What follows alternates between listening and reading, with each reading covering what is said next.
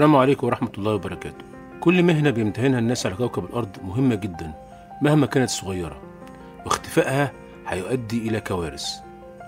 تعال معايا نشوف في سلسلة كاملة من الحلقات توضح أهمية كل مهنة وإيه اللي هيحصل لو اختفت هذه المهن. بس في الأول اشترك في القناة وفعل الجرس علشان تقدر تتابع هذه السلسلة. المهندسين هم العمود الفقري لأي حاجة حوالينا. النهاردة هنجرب تجربة تخيلية. ماذا لو اختفى المهندسين من العالم فجأة؟ مش ماتوا ولا استقالوا، لا، اختفوا حرفيا. نشوف الدنيا هتوصل لإيه خلال 7 أيام بس. في اليوم الأول الحياة لسه ماشية، بس في علامات غريبة بدأت تظهر. مشاريع تحت الإنشاء مفيش حد يكملها. شبكات الكهرباء بتحصل فيها أعطال مفيش حد يفهم أصلها. مصانع واقفة لأن مفيش صيانة ولا تطوير. الناس بدأت تسأل مين اللي بيدير كل ده؟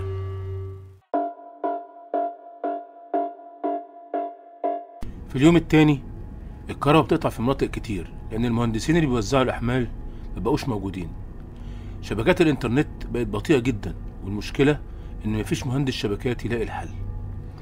المولات والمباني الحديثة بدأت تعاني من مشاكل في التكييف والمصاعد، لأن كل ده أصلا بيتحسب ويتصمم ويتصلح بمهندسين. في اليوم الثالث بعض كباري المنشآت اتقفلت احتياطي لأن مفيش حد يضمن سلامتها. محطات المية بقت بتشتغل بنص كفاءتها لأن مفيش حد يراقب الأنظمة. فيضانات صغيرة بدأت تحصل لأن مفيش هندسة صرف ولا إدارة للمجاري. في اليوم الرابع النظام المروري اتلخبط لأن إشارات الطرق كانت محتاجة معايرة وصيانة. طيارات كتير اتأخرت أو اتلغت لأن مهندس الطيران اللي بيشرف على الفحص مش موجود. فلاتر الهواء في المدن بدأت تتعطل لأن مفيش هندسة بيئة للمراقبة. الدنيا بدأت تبقى غير قادرة للإدارة. في اليوم الخامس قطارات كتير اتوقفت لأن مفيش مهندس ميكانيكا يحل مشاكل الفرامل أو المواتير. أنابيب غاز اتقفلت كليا خوفا من التسريب لأن مفيش حد يقدر يقيس الضغط ويضمن الأمان.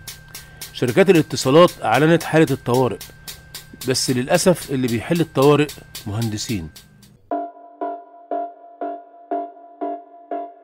في اليوم السادس بعض ناطحات السحاب بدأت تتأثر في أنظمة التهوية لأن المشكلة إن المهندس المعماري أو الإنشائي اللي كانوا فاهمينها اختفوا.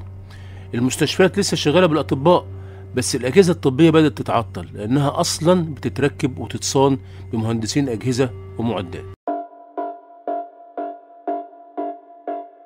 في اليوم السابع مش لازم يبقى فيه انفجار عشان نقول إن العالم وقع. يكفي أن مفيش حد يصمم ولا يصين ولا يطور ولا يصلح. مفيش تخطيط مدن ولا توزيع طاقة ولا مراقبة نظم.